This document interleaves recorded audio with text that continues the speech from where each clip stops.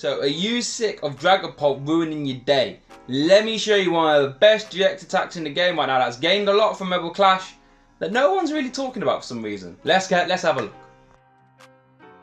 look. Welcome guys to the Slowpoke World 20 decks, 20 days, and today we're covering I'm not covering VMAXs, we're covering Darkbox. Now, if you've been around the channel for a long time, you know that Darkbox is a deck that I've been championing for the longest of times. It's sort of had its heyday when it got 16th at Worlds with Zachary Crackler, and ever since it sort of became a meme and a bit of a joke deck. But I think it was still a good deck in the last format, and now it picks up a big bad Dragapult matchup as close to an auto win. So now is a good time as any to delve back in. So we got two Weavile GX. Obviously, Weavile GX is what makes the deck tick, with the ability lets you move around dark energies to any of your Pokemon anywhere you like. That's what just makes the deck tick, really. We can use any attacker at any time that we want, provided we've got enough energy in play, and we've got ways to cheat energy into play as well, so we can do some real big burst turns. The Sneasel's worth noting. The one from UPR has 70 HP and has an attack usable called Sneaky Smash. You can use this attack only if you went second, and on your first turn discard an energy from one of your opponent's Pokemon. So against stuff like ADP, you can just whoop, see that energy later and potentially put on back a turn, okay? We then play a 2-2 Naganadel. Naganadel charging up, one of our ways to cheat energy into play. It lets you take one energy from your discard pile and attach it to that Pokemon. Also, because it's an Ultra Beast, it's a Beast Ring target, which is also very nice. So it's like a 2-in-1 energy accelerator. And all we need is just like 3 or 4 or 5 energy in play. Once we get that, we can use any of our attackers any time. If an attacker gets KO'd, though, we can use charging up to help get that energy back.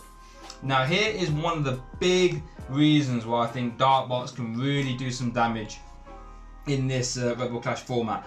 Umbra and Darkrai. The first attack's, yeah, okay, 3 for 150, not too bad, and a 60 snipe your opponent's EX or GX. Funnily enough, Black Lance doesn't actually one-shot a Dragapult, which is funny to think about, even with weakness. But Dark Moon, this is the reason why I think Darkbox can get really good. Dark Moon, okay, for 1 colourless, stops your opponent playing any trainer cards next turn. Okay, that's decent, it's not bad.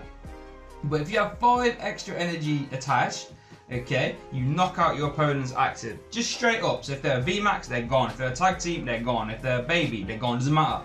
So if you can combine taking 3 prizes with that attack and stop them playing trainers, I don't see how you lose that game. So this just lets you uptrade really nicely, and it's absolutely insane. Now we're going to get onto the one-ofs now.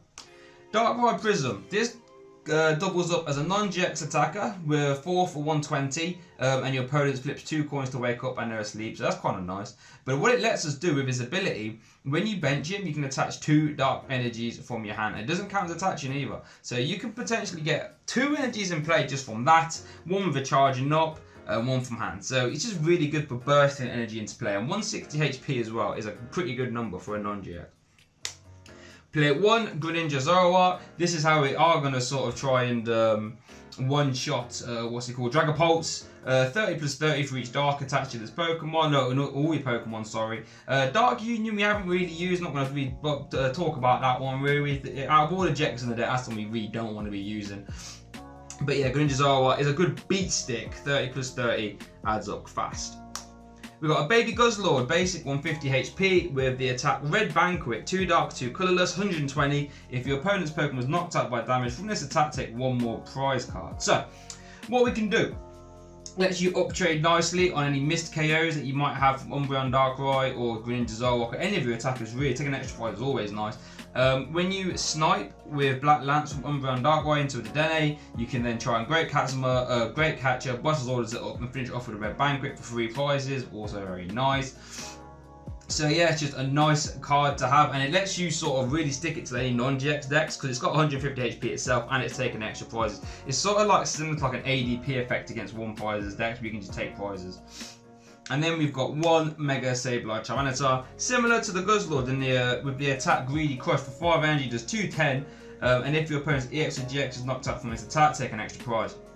So Dedenne is giving up 3 prizes. What we're trying to really target with this Giga Fall, if you manage to get 10 energy attached as well, is nuts, 250, and discards the top 15 cards of your opponent's deck. So basically, if you get it off, you win. So that's nice. And then we've got one Ditto Prism just to act as a third Sneasel or a third Pole whenever you need it to. And then two dedenee GXs just because we need to set up, like, if we need to get like 3 or 4 energy in play before we can start doing anything. So we can't afford to be messing about, and dedenee lets us do that. Okay, ignore the Professor Sycamore proxies, they are obviously Professor Research. Discard, draw 7. This is one of the cards that I thought put Dark Map back on the map last format. Just being able to discard, draw 7, actually really set up, get loads of Darks in the bin nice and early so you can charge them back up. Now, I've gone for 3 Cynthia here. You could put Marnies in there at some combination. Don't mind that really. I just like having them with Cynthias because you draw extra cards since we are really combo reliant and setup reliant. But if you want to have some Marnie in it, a little bit of disruption, I'm not going to hold it against you. 2 Boss's Orders, nice, reliable Gust baby without having to play custom catches. This is what this deck needed. Just being able to pick up a Dedenee, pick up a Vmax and use the Pale Moon, whatever you want. Boss's Orders lets you do it. And then 1 Hapu. I quite like Hapu just because it lets you dig for cards, lets you dig for your Naganadel, lets you dig for your Beast Rig, lets you dig for anything, whilst putting Darks in the bin as well. This could be a potential change slot though for maybe another Marnie if you wanted to look something like there, Marnie up there. But for now, I quite like the 1 Hapu, it's come in handy. For our stages, we played 2 Ultra Space. This is just going to let us take the pressure off our ball search to grab our Poles and Naganadels, which is always really nice. And if we've got Beast Rings in hand, we can just search for a Pole and then Beast Ring straight away. And our Guzzlord, search for our Guzzlord too.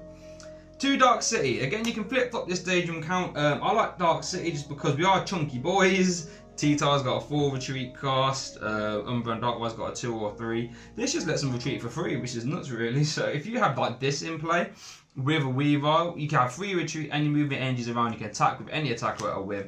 Your board gets super strong. 4 Quick Ball, but I think every deck plays 4 Quick Ball now. Lets you search out everything you need nice and fast. You've got 0 reason to not be playing 4 Quick Ball.